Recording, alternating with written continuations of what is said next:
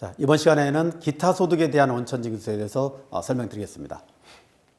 기타 소득은 기본적인 개념 자체는 우리 소득세법상 열거주의이기 때문에 기타 소득도 열거되어 있는 겁니다. 그러니까 우리가 형태만 보면 기타 하니까 나머지 다 이게 아니고요. 기타 소득도 열거되어 있다. 이 부분에 대한 원천징수의 문제입니다. 자, 기타 소득은 상금, 복권당첨금, 자산양도 등의 대가, 보상금, 위약금, 인적용역소득, 서화골동품, 종교인 소득까지 인데요. 원래 종교인 소득은 기타 소득이죠. 근데 원래 이 체계를 만들 때요, 처음에는 근로소득으로 과세하려고 했었어요. 근데 성직자들께서 우리는 근로자가 아닙니다. 사역하시는, 봉사하시는 분들입니다. 이렇게 하다 보니까 이 기타 소득으로 늘려봤더니 기타 소득 애매해. 그래서 종교인 소득을 기타 소득을 뺐지만 형태는 기타 소득입니다. 그죠? 그래서 종교인 소득까지 포함해서 우리는 기타 소득으로 보고 있다. 이렇게 생각하시면 되겠습니다. 이 기타 소득은 필요경비가 있네요. 그리고 필요경비는 맥스입니다. 그러니까 필요경비가 의제가 되는데요. 실제 소요되는 경비가 있고 그 다음에 받은 금액의 60에서 90%가 되는 최소한의 필요경비가 있는 겁니다. 그래서 기타 소득은 필요경비가 얼마를 적용하느냐에 따라서 세금이 달라지는 거기 때문에 이 부분도 좀 보시죠.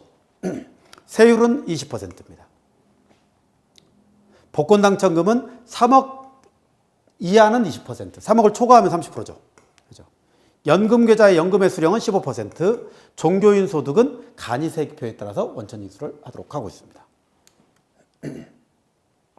과세 최저 한번 볼까요? 세금을 징수하지 않는다. 그러면 건별로 5만 원입니다. 건별로 5만 원이면 따지면요. 자, 5만 원인데 필요경비가 없어. 그러면 기타 소득의 일반 세율은 20%죠. 그러면 2만 원, 20%니까 만 원이 되겠네요. 만 원을 걷지 않겠다 이런 뜻입니다. 그런데 이 건별로 5만 원 이하는 그렇습니다. 예. 근데 소득 금액이니까. 근데 반대로 얘기하면요. 5만 원이 소득 금액이 되려면 나중에 이제 인적 영역이 필요경비가 60%가 붙는다라고 하면 40%잖아요. 그러면 대략 40%가 5만 원이 되려면 어떻게 되나요? 12만 5천 원인가요? 12만 5천 원이 넘어가면 소액부징수가 아니고요. 밑으로 가면 과세최저 소액부징수입니다. 건별 200만 원 이하인 경우에는 원천징수하지 않고 돈을 다 줍니다. 그래서 복권 당첨됐을 때 이 200만 원 안 되고 한 3등 정도면 그 정도 받을 거예요. 그러면 세금 없습니다. 구매자가 받는 일정 요건의 환급금입니다. 자, 기타 소득은 크게 세 가지네요. 첫 번째, 무조건 분리과세. 무조건 분리. 복권 당첨금입니다. 복권 당첨금. 서화골동품 양도, 연금의 수령, 기타 소득 등등은 무조건 합산하지 않겠다. 그죠? 무조건 분리과세하겠다. 무조건 종합과세하겠다. 뇌물, 알선수재, 금품. 사실은 뇌물이 소득이라는 게 어처구니가 없죠. 근데 소득세법상은 열거주의이기 때문에 이 뇌물을 열거하지 않으면요. 어떤 상황일까요? 예전에 굉장히 많이 불법을 저질렀던 분들이 추징액 해봤자 자기가 가져갔던 돈인데 그 사이에 엄청난 부동산 가치든 이득이 생겼어요. 이걸 과세하기 위해서 2000년 초반에 들어온 겁니다. 규정이. 선택적 분리과세 나머지는 소득금액이 300만 원입니다. 소득금액이 300만 원이기 때문에 이게 다시 역산할 수 있죠. 소득금액은 수익금액 빼기 필요경비거든요. 그죠? 우리 기타 소득은 필요경비 의제가 있으니까 하나씩 산정해보죠. 어쨌든 300만 원 이하이고 원천징수를 선택하는 경우는 이 선택적 분리과세가 가능하다 이렇게 보시면 되겠네요. 자, 기타 소득의 범위입니다. 일단 소득세법에서 열거하고 있는 것만 과세 대상 기타 소득이라고 말씀드렸고요. 자, 열거되어 있는 게 쭉 있습니다. 상금이나 복권 당첨금, 그다음에 양도 대여 사용의 대가, 그죠? 보상금, 우발적인 소득 등등을 얘기하고 있습니다. 자, 비과세 대상을 살펴볼 필요가 있겠네요.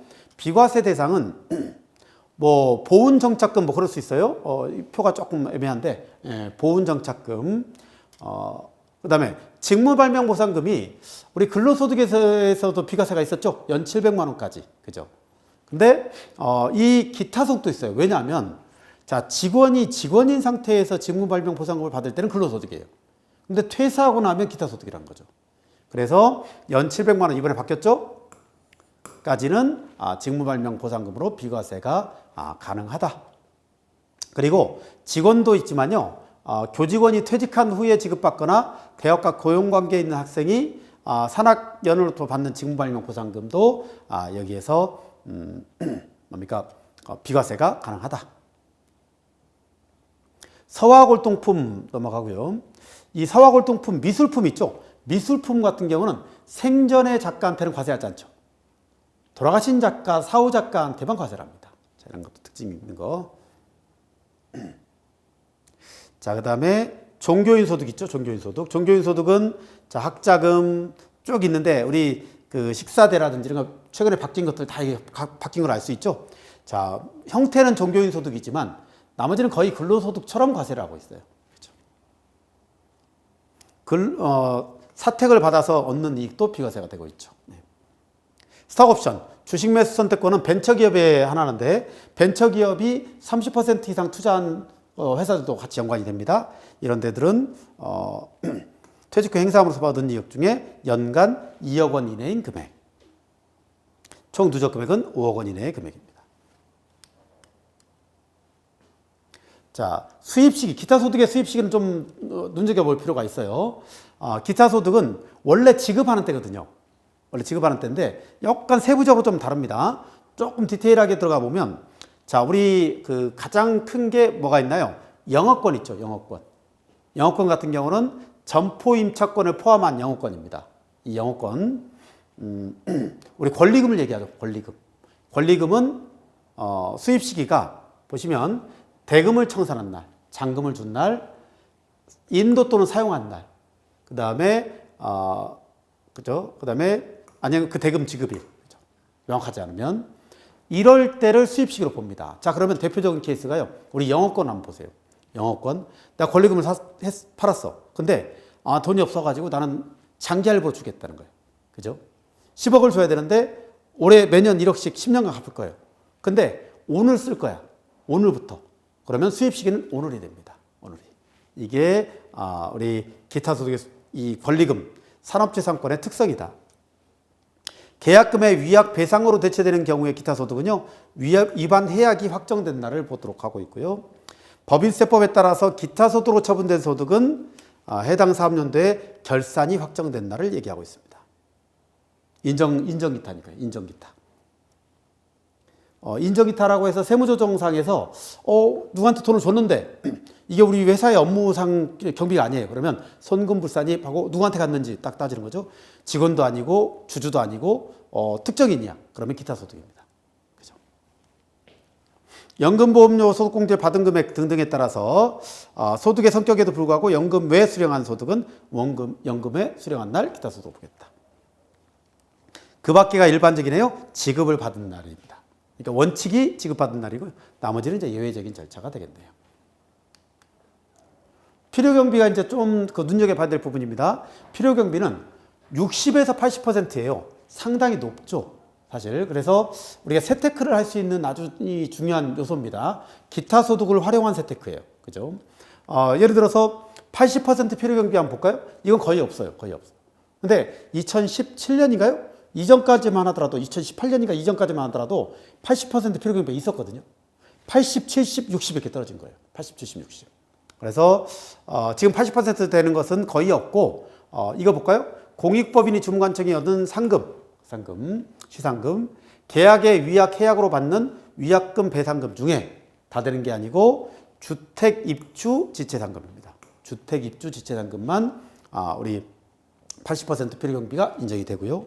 곧바로 60% 필요경비가 우리가 이제 대부분 적용이 됩니다. 자, 첫 번째, 아까 산업재산권 있죠? 산업재산권.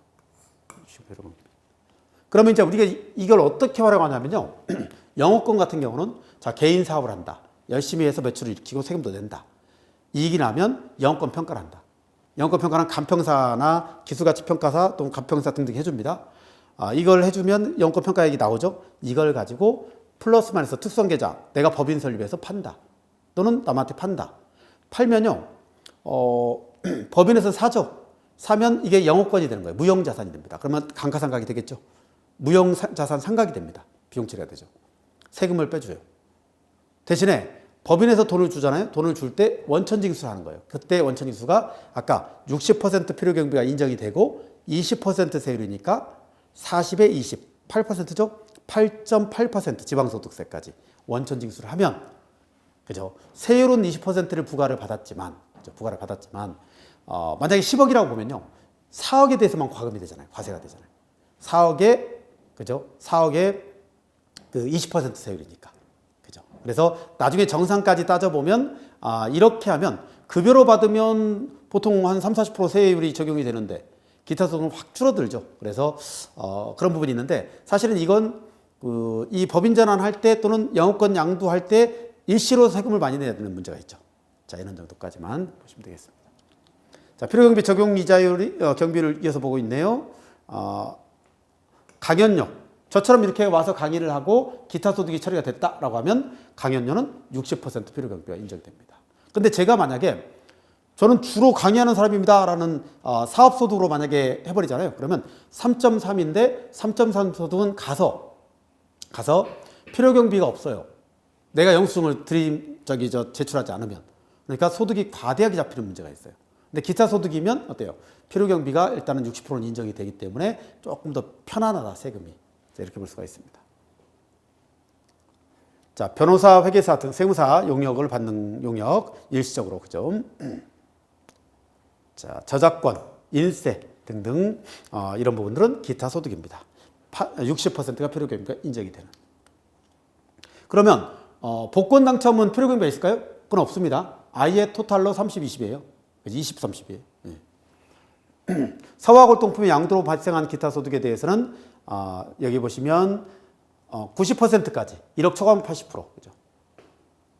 보유기한 10년 이상 경우는 90%까지 인정을 해줘서 사실은 사후화골동품에 대해서 그 과세하기 위한 목적보다는요, 상속이나 증여세를 탈루를 방지하기 위한 관리 권한 차원에서 지금 이걸 운영하고 있다고 보시면 됩니다. 필요경비를 많이 넣어서, 그죠?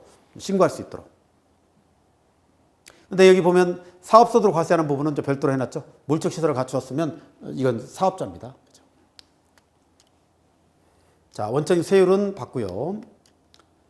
분리과세와 종합과세 아까 쭉 설명했는데 디테일하게 보시면 무조건 분리과세가 되는 게 있죠. 자, 사후화골동품, 그다음에 당첨금, 그죠? 그다음에 슬롯머신, 그죠? 연금의 수령, 그죠? 무조건 종합과세가 되는 건 뇌물, 알선수재금품, 그죠? 배임수재금품. 선택적 분리과세는 300만 원 이하입니다. 300만 원 이하. 자, 그렇게 되고 이번에 최근에 들어온 거네요. 여기 보면 계약의 위약으로 받아서 받은 배상금인데 신고 납부 분리과세죠. 그러니까 위약 계약인데, 그죠? 여기 2020년 이후, 그죠? 최근에 바뀌었다고 했죠. 이후 발생한 위약금은 300만 원 이하인 경우는 선택이 가능합니다. 분리과세 선택할 때는 기원천징수가 안 됐잖아요. 그러니까 어떻게 해요? 직접 내가 22% 세율을 적용해서 신고하면 됩니다. 그러면 분리과세가 된다. 이런 얘기입니다. 이 부분은 뭐 현실에 맞는 개정이네요. 그죠? 예전에는요, 이랬거든요. 만약에 계약에 위약을 했어. 집값이 한참 높아졌을 때요. 계약금을 주고, 나 안 팔아요 하면 이제 어쨌든 계약금에 내가 매수인이면 돌려받아야 돼요. 2배로. 매도인이면 어때요? 계약금은 안 줘도 되잖아요. 이 소득을 이제 괘씸하잖아요. 그러니까 가만히 있다가 5월달 소득세 신고 기한이 끝나면 이제 고발하는 거죠. 이런 경우가 있었거든요. 근데 지금은 어쨌든 이런 거 고발당하지 않도록 신고 제때 해야 된다. 과세 최저한, 그죠? 보시면 아까 했던 얘기들이니까 여기 뭐 승마투표권은 10만 원이고요. 복권 당첨금은 200만 원입니다. 그죠? 가상자산이 250만 원인데 지금 가상자산은 과세하고 있지 않습니다. 그럼 언제 과세하느냐? 25년부터. 그래서 최근에 지금 과세관청 국세청에서 가상자산에 대해서 이 자금출처 조사를 어떻게 하는 기준하고 이런 부분을 지금 만들고 있어요. 그렇죠? 네. 자, 10장입니다. 종교인 소득. 종교인 소득은 전체적인 큰 컨셉만 보고 넘어갈게요. 왜냐하면 종교인 소득 자체가 우리 뭐 일반적으로 많이 적용되는 건 아니고요. 대신에 조금 살펴볼 만한 부분이 있다. 자, 우리 종교인이라고 하면 일단 이 종교인은 종교 활동을 하고 계시는 종교단체에 속해 있는 목사님, 스님, 신부님 등을 얘기하는 겁니다. 그러니까 종교단체에 속해 있는 직원이 있는 경우는 종교인 소득이 아니죠. 그런 경우는 일반 직원입니다. 그래서 근로소득이나 이런 걸로 과세가 되는 거고요. 그렇지 않은 경우에는 여기에 종교인 소득은, 여기서 말하는 종교인 소득은 종교단체에 속해 있는 사역자들, 그죠? 이런 부분을 얘기하고 있다라고 보시면 되겠네요. 종교단체는 원천징수 의무자죠. 종교단체에서 지급을 하니까 원천징수 의무자입니다. 근데 두 가지 방향으로 선택할 수 있네요. 일단 근로소득으로 볼 수가 있어요. 두 번째는 기타 소득 중에 종교인 소득으로 볼 수 있습니다. 이 두 가지를 합해서 우리는 종교인 소득으로 하겠다라는 거예요. 근데 이게 이제 근로소득으로 보는 이유가요. 근로소득으로 보는 이유가 사실은 근로하고 비슷하잖아요. 그죠? 그래서 그 보는 이유는 원래 그 성당은, 신부님들은 그 전부터 자율적으로 근로소득으로 원칙인수 했었어요. 그죠? 그러다 보니까 이 원천인수 했던 것을 그냥 무시하기는 못하고, 그죠? 이렇게 되는 겁니다. 기타 소득은 종교인 소득이기 때문에 어때요? 아까, 기타 소득은 별도로 했다. 기타 소득이 어감이 안 좋으니까. 그죠? 그리고 종교인 소득이 되면요. 원천징수를 해도 되고요. 안 해도 됩니다. 원천징수가 선택이에요. 그죠? 우리 근로자들은 상상할 수가 없죠? 원천징수를 해도 되고 안 해도 된다는 겁니다. 자, 원천징수 했다라고 하면 원천징수 했으면 원천징수 의무자가 되고요. 그리고 원천징수 했더라도 또 연마정산을 나는 안 하겠습니다라고 포기 신청을 해버리는 거죠. 이러면 원천징수만 하고 스스로 정산할 수 있도록 최대한 자유를 부여했네요. 그죠? 그리고 연마정산을 포기했다라고 하면 결국은 어때요? 종교인 스스로 5월 달에 직접 종교인 소득을 신고를 해야 됩니다. 물론 종교인 소득으로 원천징수가 아예 안 돼 있다라고 하면요. 이때는 스스로 신고 납부를 하는 거예요.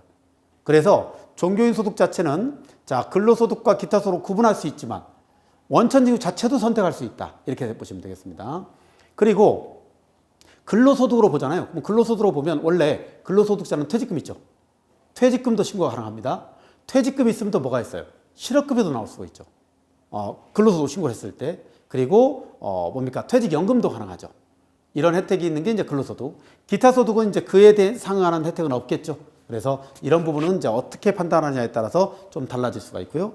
종교인 소득은 가장 기본적으로 좀 무력화시켰다는 게 이게 처음에 2018년인가요? 이 종교인 소득이 나오면서 굉장히 화두가 됐었어요. 종교단체가 우리나라가 되게 많고, 이분에 대해서 과세를 하겠다는 게 반발이 엄청 불러왔는데, 실제 시행 딱 이제 가기 직전에 어떻게 했어요? 종교활동비라고 딱 넣어버렸어요. 종교활동비는 어때요? 대신에 지급명세는 제출하는 겁니다. 근데 종교활동비를 딱 넣어서 종교에 활동할 때 들어가는 비용에 대해서 우리 규정에 따라서 주면 그건 비과세 소득이다. 이렇게 돼버린 거예요. 그래서 종교인 소득 자체보다는 종교인 활동비가 좀 많은 경우가 영세한 데들 위주로 많이 대두되고 있다. 그래서 실제 세수 효과는 미미해져 버렸어요. 그죠? 이렇게 생각하시면 좋을 것 같습니다. 자, 종교인 소득의 필요 경비 한번 볼까요? 보면 근로소득은 근로소득 필요 경비 따라가는 거고요. 종교소득 필요 경비는 2천만 원까지는 80%, 그죠? 6천만 원 초과는 20% 해서 근로소득 소득공제보다는 조금 더 넉넉하게 이게 돼 있다는 거 참고하시기 바랍니다. 자, 이제 근로소득이 되면 근로자들은 또 연말정산이라든지 할 때 소득공제 세액공제들이 있죠. 자, 이런 것들을 감안한 자세라고 보시면 되겠습니다. 자, 종교인의 소득의 기본적인 개념은 다른 데하고 비슷하니까 자, 이 부분은 여기까지 보도록 하겠습니다. 자, 우리 기타 소득과 종교인 소득은 여기서 강의 마치겠습니다. 고생하셨습니다.